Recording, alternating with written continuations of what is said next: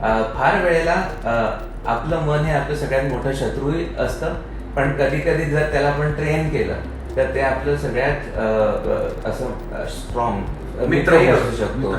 तर काउन्सिलर्सचं कसं असतं ना की काउन्सिलर्स सुद्धा मेंटल हेल्थ प्रोफेशनल्स आहेत. आम्ही जेव्हा म्हणतोय की लोक स्वतःच्या मानसिक आजारासाठी दुसऱ्यांकडे जातात, म्हणजे ते प्रिफर की आम्ही फ्रेंडशी बोलूया किंवा फॅमिली मेंबरशी बोलणार किंवा जे धर्मगुरू असतील ज्यांच्याकडे त्यांची आस्था आहे तिथे बोलतील.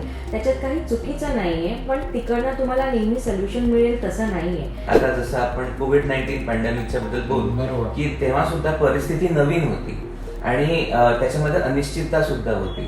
तर हे हँडल करताना जेव्हा आपल्याला आपण आपलं सर्वस्व दिलंय हँडल करण्यासाठी या कोपिंग करण्यासाठी या स्ट्रेसशी, पण तो स्ट्रेस कमी होत जेव्हा कमी होत नाही